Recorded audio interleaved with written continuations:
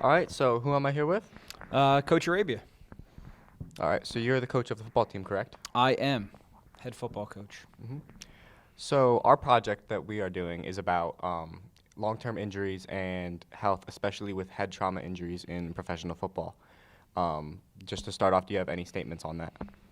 Um, I mean, obviously, I'm a big advocate of the game, big advocate of sports and athletics in general. My take on things is we as a community, as a population of people that are advocates for the game, are doing everything we can to make the game safer, and I don't think the game has ever been safer than it has been now. I think if we go back and look at the statistics, the game is probably being played at a higher level than it ever has been, meaning body efficiency, strength, speed, things like that are so high right now that injuries in a sport like that are just going to be inevitable. But I think you're seeing rates being reduced. We're constantly changing rules to make it a safer game for everybody, to put kids and even adults at the professional level in the best possible position to have longevity in their life once they decide, hopefully, to step away from the game. Being around the game for as long as I have, unfortunately, I've seen my fair share of season or career-ending injuries, which is horrible, and it's one of the painful parts of the game. Someone in my position, I understand and know from experience what the risks are.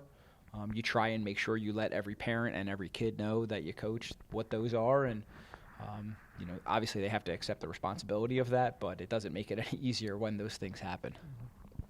And what is the difference between these rules to protect safety at the professional level and the high school level? So they've tried to eliminate certain points of contact, I'll say, to eliminate things like what we would call a blindside block previously. So somebody that's kind of trailing the play, peeling back on somebody or blocking going toward their own end zone where it would be unable for the person getting blocked to be able to see that. And those were some big collisions. They would typically make like highlight reels on ESPN previously.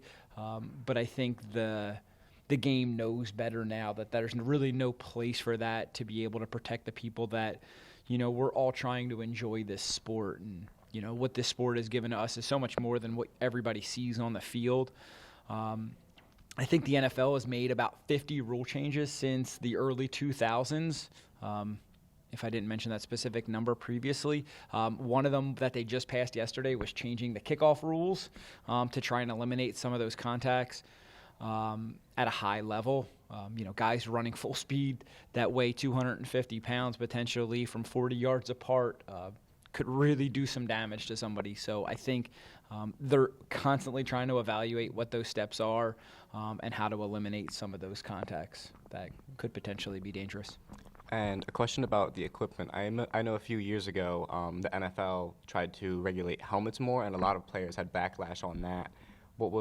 And I believe the helmets were trying to prevent concussions, but what's the whole idea around that?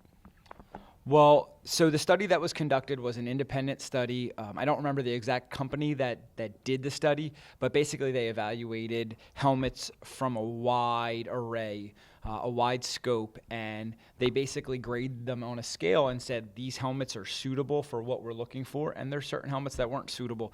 I think there was some backlash, but it's almost like the squeaky wheel is the one that's heard rather than everything running smoothly. So the few people that were complaining it, a la Antonio Brown, who didn't want to change his helmet, I think he was just so vocal about it that it just made it this bigger issue than it needed to be. And I think most of the guys appreciated and understood what was trying to be done. From my experience, when that study came out, I was coaching at a college at the time, and we actually had to get rid of every single helmet we had, and cost the university a lot of money, but they knew it was the right thing to do and invested to make sure that we had the best equipment out there for the student athletes that we had at the time. All right, I think that's all we need. Thank you so much for your time. Hey, thank you for having me on.